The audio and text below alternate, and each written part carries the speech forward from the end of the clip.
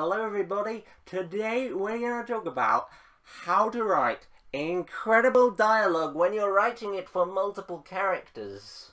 Because multiple characters require different character voices. And different character voices require you, as a writer, to be flexible and be able to write different character voices in an interesting, accurate, and yet believable way, so that the reader thinks, wow, I'm really reading lots of different characters right now and I don't even know it. I don't even know how much skill this writer has been able to use to create the character.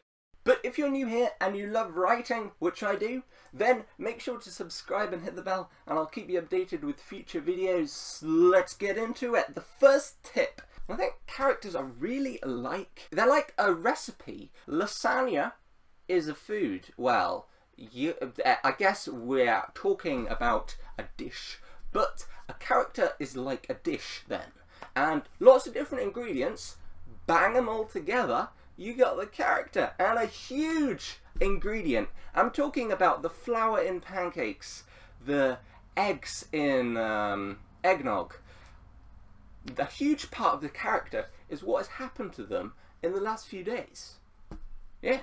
And so what happens to you right now, how you are behaving, is a very accurate representation of what has been going on in your life in the last few days. And so if you can think, before you start writing that character's dialogue and what they're about to say, if you can think, what has that character been doing in the last few days? Have they been cooking up a storm in the kitchen? Have they been whittling a nice figurine? Have they been traveling a lot?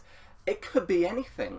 I'm taking the most random examples from the landscape of life and applying it to this. Because if you can think of anything that the character's done in the last few days, then that is going to create a much more accurate voice. Yeah, basically. I mean, if you think about it, if you play table tennis for 3 hours, then your mind is going to be full of table tennis.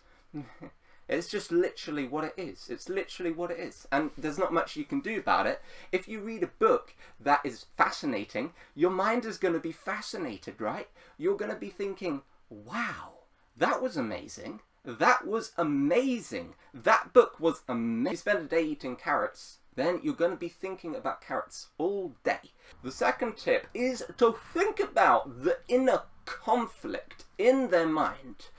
Think about what they want, but what they cannot have because certain things are in their way, and think about what those things are and how badly they want the thing on the other side, and then think about how you can write their dialogue to agree with what they want and what they cannot have.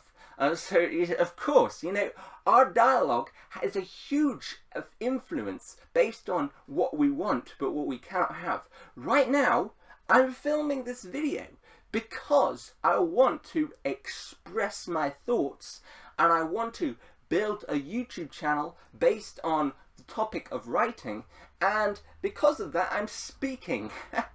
If I didn't want that, then I wouldn't be speaking, right?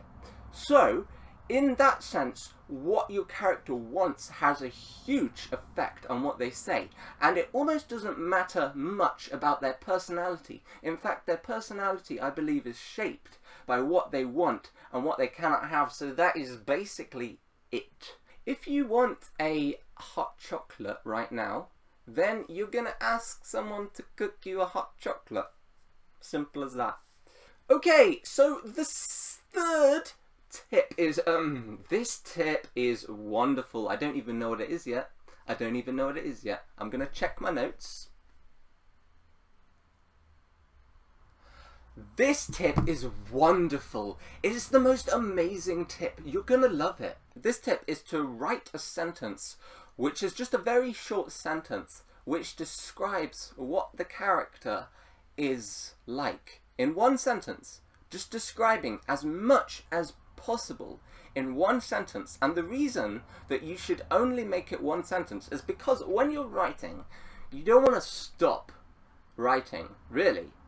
You know, when you're doing something that is important, you don't want to unnecessarily stop doing it. So that's why I think it's important to keep the sentence short, so that you can just have a quick look at the sentence and then go back to your writing, like, look, and then go back to your writing. And here are a few examples of sentences that describe a character as much as possible, just in one sentence, so that by reading the sentence you have a much better picture of how you can write the dialogue for that character. For example, some of my sentences include good at acting calm, confident and wise. But essentially, his flaw is that he believes people can't be trusted and strict order and forced discipline is the only way for people to live in peace. Now, this is one of my characters, and essentially, when I'm writing dialogue for this character, I can just have a quick look at the sentence and then go back to writing dialogue, and hopefully the dialogue will match his actual character and what he's actually like. Yeah, so if you enjoyed this video, give it a like and comment something that you enjoy doing, whether it's snorkeling, whether it's kiting, whether it's eating pizza, whether it's tickling, whether it's eating an apple. I know there are lots of things in the world that people love doing, and those are things that also affect their dialogue. And so, if you type in something that you love doing, and then people can like it, if they agree with that. If they don't, then they can just comment and say, I don't agree. So, enjoy writing. I'll see you in the next video. Goodbye. Let's get the light on. Let there be light. Oh, baby.